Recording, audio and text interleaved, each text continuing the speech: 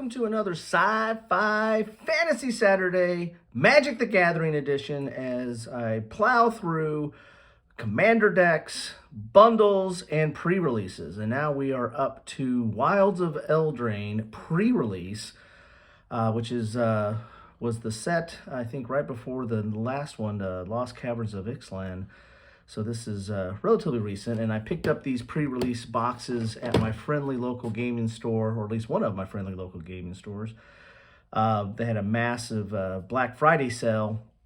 So I'm plowing through these, and this is actually a Kilroy from the road because I'm in Columbia, Missouri, where my daughter's at a all-state audition for clarinet, and my son goes to school here at the University of Missouri, and he is my guest ripper today, and we'll be talking through some of the cards as we get into it. So let's get into it. When you get a pre-release, you get a pack like this, which has boosters in it, and this will have set boosters, draft boosters, which are mainly for just that draft, and a set booster is when you want to try to collect the set. Let's turn around this way here. And then you've got these punch outs that come here and little tokens. My son throws these away. I keep them because I'm a hoarder.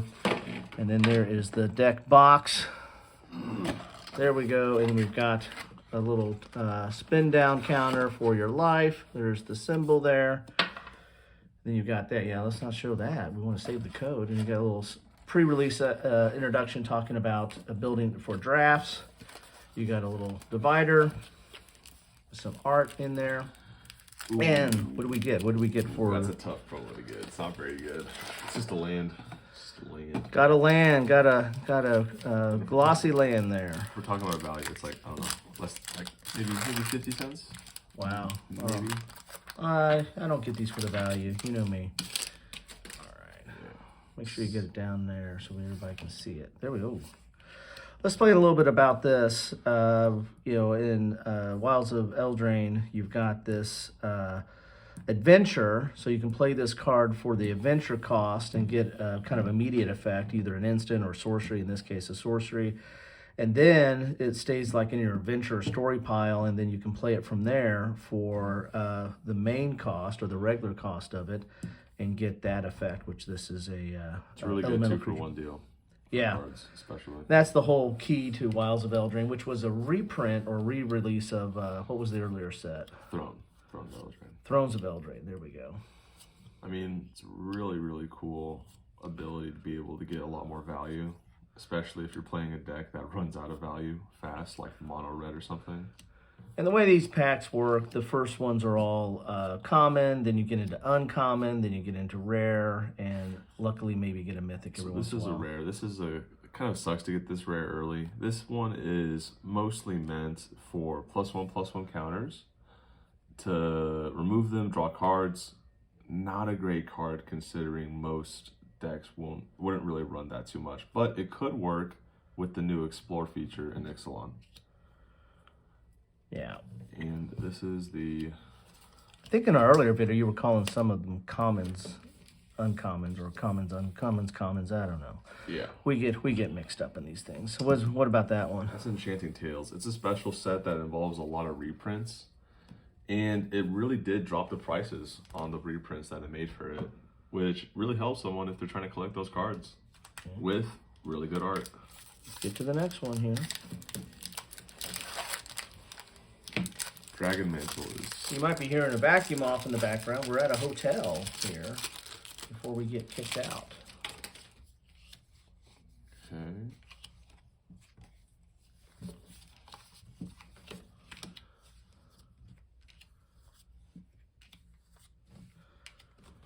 Anything interesting about those cards? Nothing yet. I'm mostly looking for something called the Beanstalk, which is a really good card. So we got Ruby, we got the Raging Battle Mouse, which... Is that based off of Red Riding Hood? Yeah, okay. Yeah. Let's look at that card real quick there.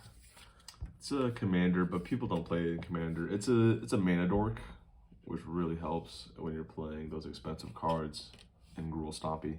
What about my werewolf deck, where I had red-green? Could it be helpful mana for that? Maybe. It's not tribal though. So. Maybe.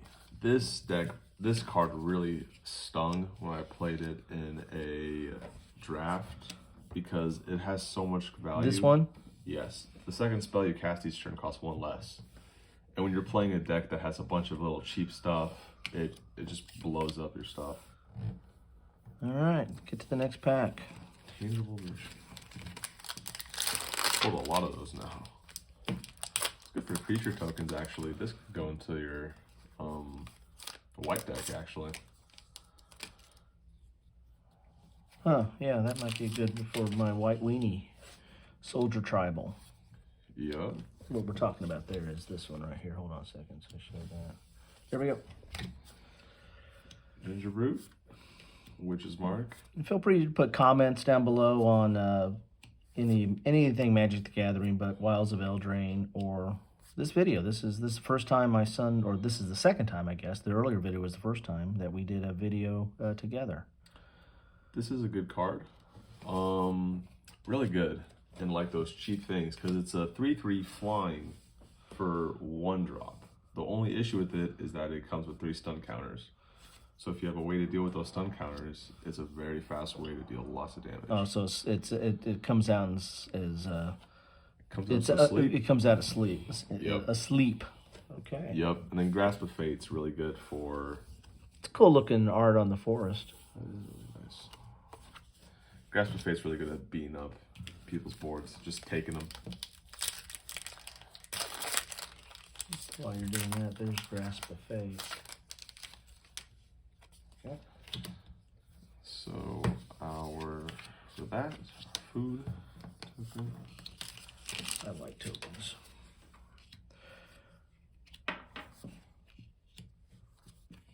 I play a little bit of Eldraine, but wasn't the biggest fan of the bulk of it. You say play, you done drafts for... Yeah, I did some drafts, just messed around with the set in general. And I like a lot of the individual cards in it, but some of it, Archive Dragon's fun. Some of it is very, very bad. Like mono blue is not fun to play. What about this card? It's a good card. You sacrifice tokens, artifacts, enchantments, and you get to just grab your graveyard and slap it onto the battlefield by doing it. Okay. And Garg's Uprising. Really fun card. If you have a big deck with power 4 or greater, it lets you draw cards, which is a necessity. Okay. Next up.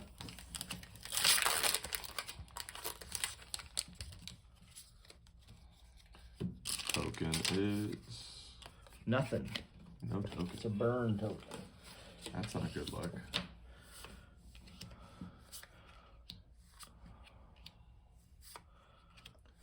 Haven't seen any of the chase cards, I guess, I was looking for. I would love to find a... What's a chase card? Card I'm like explicitly trying to find in this set, and for me it's the Smothering Tithe. Here's the... Oh yeah, that's a valuable card too. Here is a Saga, which bringing those back. What were those? Were the Call Time? Was that the first time they were in Sagas? Is where it was introduced, and then over time they've just been getting better. And there's this one card called Tom Bombadil, which it will definitely get stronger over time. Oh, from the Lord of the Rings thing. Yep. Because I know whenever a better Saga comes out, he just gets stronger. Yep. Tempest Heart and the Gruff triplets. This one's interesting. It's a dual color adventure. It's a good spell too. It's really good when you're playing those expensive ones, mana value 5 or higher. Gruff triplets is not a great card by itself, but in the draft format, it is almost unstoppable. It makes himself 3 other copies that are 3/3s. When one of the Gruff triplets die, it puts the amount of power he is. So he's a power of 3, gets to put 3 +1/+1 counters on the other 2 Gruff triplets. Oh, wow. So it's 2 6/6s. When one of the other Gruff triplets dies, it puts 6 +1/+1s on the last one. So it turns into a 12/12 with trample. It just destroys in draft. And the last one is actually a really good Enchanting Tale. It's a Fire Emancipation. It triples all of your damage. Ooh. All right, let's get to very the last powerful pack. card. See what we got. I was playing with the Mana Crypt at a Commander night one time, and someone had a Fire Emancipation out, And since it triples all your damage, since the mana crypt, you flip a coin and you can deal 3 damage to yourself. It tripled that damage, so he was dealing 9 damage to himself every single time he failed the roll. It's pretty tough for him.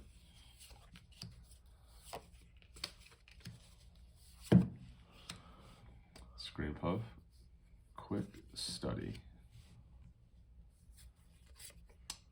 The archetypes are actually pretty fun. There's this one person who's kind of like Elsa from Frozen, who's all about just like tapping down stuff. She blue?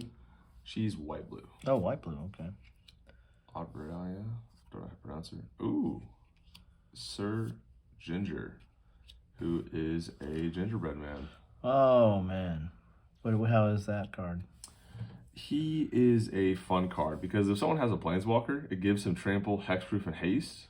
But if they don't, his second ability is really great because he gets bigger whenever artifacts are destroyed, and then you can sacrifice him as a food token.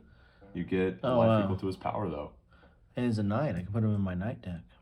I don't know if that'd fit. I don't know about knight. He's actually a fun commander, too. So we got another Dragon Mantle, and then we got our Virtue of Courage. I'm actually happy that we actually got to pull one of the virtues.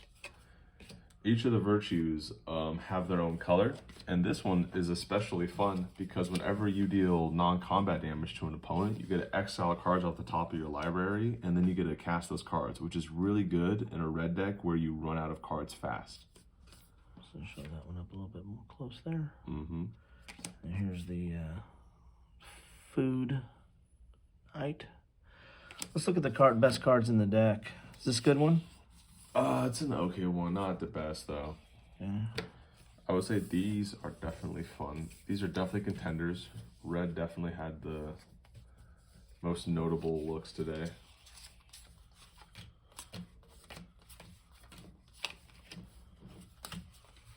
So we got these here. You know, I wouldn't put the Growth Triplets up to there, but it's a really, really fun card. That was a little bit of technical difficulty. What do you expect? I'm on the road, and my filming studio, my makeshift mobile filming studio is not exactly what it's cut out to be. But Ben's pulling out. My son there's pulling out some of the better cards. Are these it, or just these? No, just these. These two? No, those cards are probably the most fun. So these right here are the best we got out of the lot. So only 4, but I actually see some cards. I'm gonna probably put this in my white weenie deck. Mm-hmm. So very good card. Anyway, there you have it. That's what we have for you today from the road. Thanks all.